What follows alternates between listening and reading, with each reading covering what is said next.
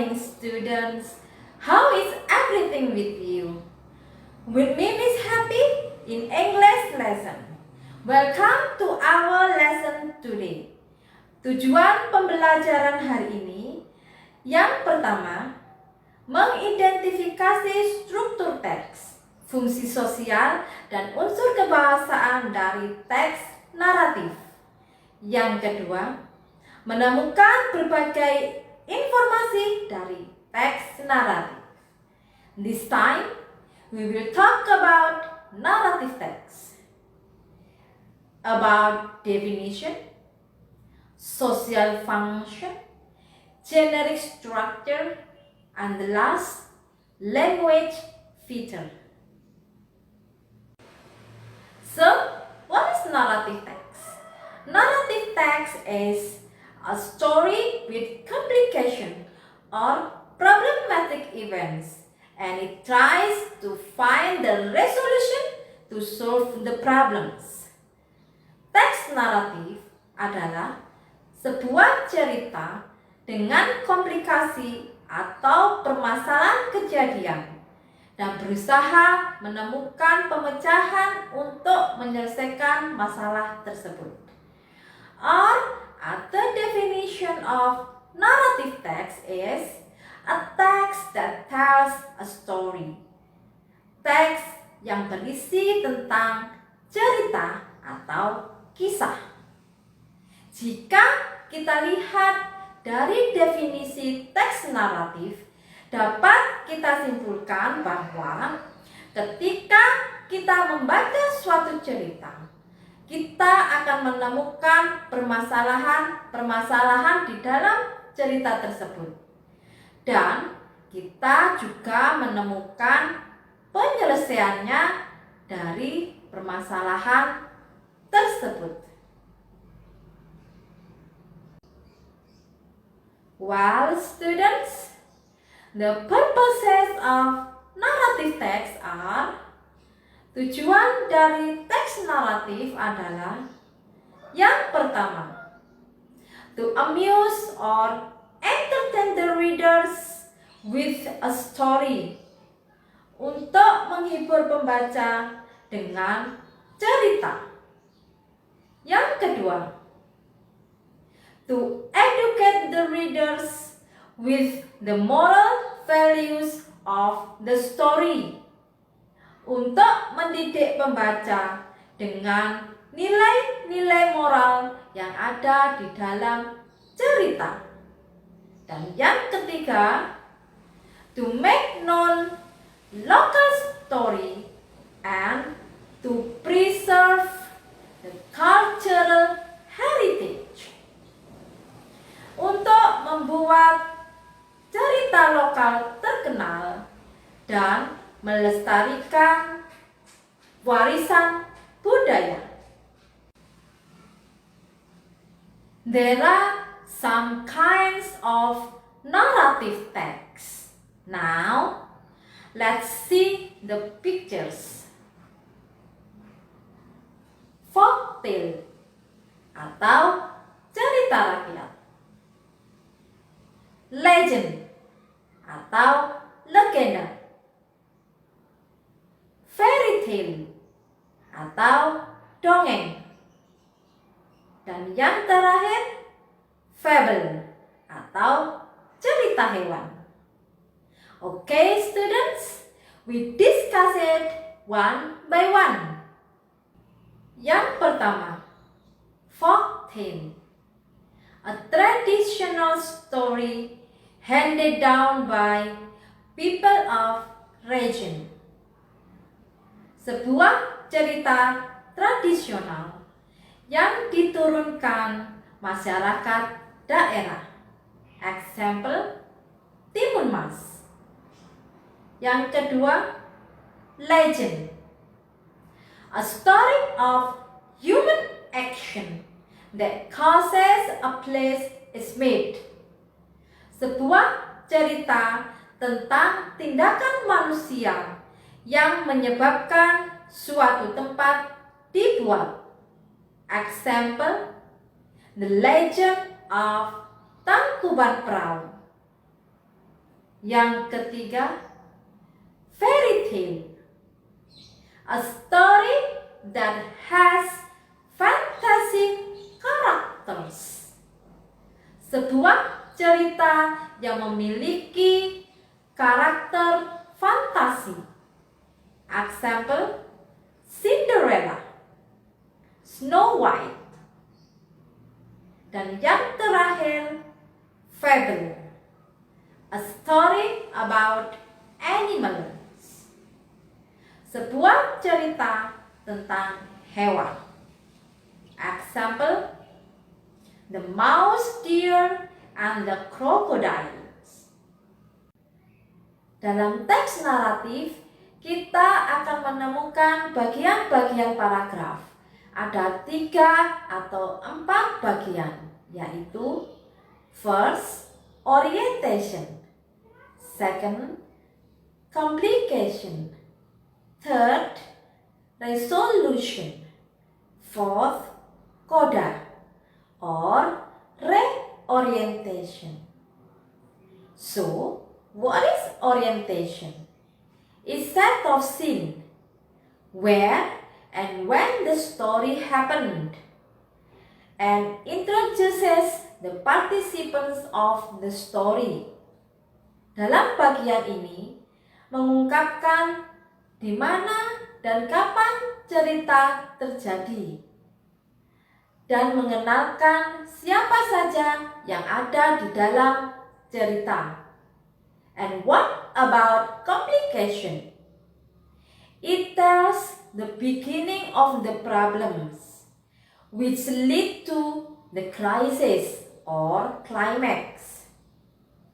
Dalam bagian komplikasi, mengungkapkan awal suatu masalah terjadi yang memicu pada permasalahan puncak. And how about resolution? Well, the problem is resolved, either happy or sad ending. Dalam bagian ini, permasalahan terselesaikan, baik akhirnya bahagia atau sedih. The last paragraph is coda or reorientation. It is closing remark to the story. Dalam bagian ini adalah petikan akhir suatu cerita. Pada akhir paragraf ini biasanya berisi tentang nasihat atau nilai-nilai moral yang ada dalam suatu cerita. Dalam bagian ini tidak selalu ada di dalam teks naratif. Well, students, ciri-ciri kebahasaan dari teks naratif adalah yang pertama, past tense. Example, when, lived, ran, etc. Yang kedua, adverb of time. Example, once upon a time, many years ago, once, etc. Yang ketiga, time conjunction. Example, when, then, suddenly, etc. Dan yang keempat, action verb. Example, walk, hit, jumped, etc. Dan yang terakhir adalah direct speech atau kalimat langsung. Now, let's watching the short video of fairy tale entitled Little Red Riding Hood. Little Red Riding Hood lived in a wood with her mother. One day, Little Red Riding Hood went to see her granny. She had a nice cake in her basket. On her way, Little Red Riding Hood met a wolf. "Hello," said the wolf. Where are you going? I'm going to see my grandmother. She lives in a house behind those trees. The wolf ran to Granny's house and ate Granny up. He got into Granny's bed. A little later, Little Red Riding Hood reached the house. She looked at the wolf. Granny, what big eyes you have! All the better to see you with, Said the wolf. Granny, what big ears you have! All the better to hear you with, Said the wolf. Granny, what a big nose you have! All the better to smell you with, Said the wolf. Granny, what big teeth you have! All the better to eat you with. Shouted the wolf. A woodcutter was in the wood. He heard a loud scream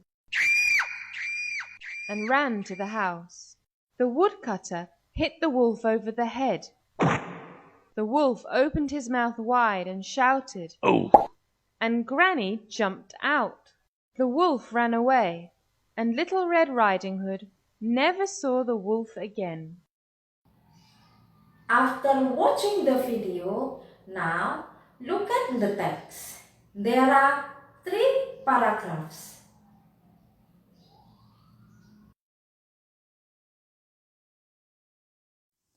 Paragraf pertama adalah orientation.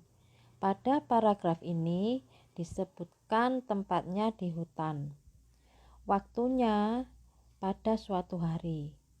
Dan tokoh dalam cerita tersebut adalah gadis kecil berkerudung merah. Sedangkan paragraf 2 adalah complication. Mengungkapkan awal permasalahan yang dihadapi gadis kecil berkerudung merah, yaitu bertemu dengan serigala dalam perjalanannya menuju ke rumah neneknya. The last paragraph adalah resolution. Masalah terselesaikan, di mana pada paragraf ini gadis kecil berkerudung merah selamat dari serigala karena ditolong oleh tukang potong kayu yang mendengar ceritanya, dan neneknya pun selamat. Next, we will find out the language features of the text. Check it out. Unsur kebahasaan yang akan kita bahas adalah yang pertama, action verb in the past form. Kata kerja dalam bentuk lampau. Pada paragraf pertama terdapat kata lived, went, had. Sedangkan di paragraf kedua terdapat kata met, replayed, ran, at, got, reached, looked, said, shouted. Dan pada paragraf terakhir terdapat kata heard, hid, opened, shouted, jumped, ran, saw. Another language feature that we find in the text is direct speech in the second paragraph. Unsur kebahasaan lain yang kita temukan dalam teks adalah kalimat langsung yang ada pada paragraf kedua. Okay, students, that's all about narrative text. And now, open your Google Classroom and do your tasks. If you have any difficulties, you can contact me in my WhatsApp number. Thank you. See you again in next lesson. Thank you for watching this video.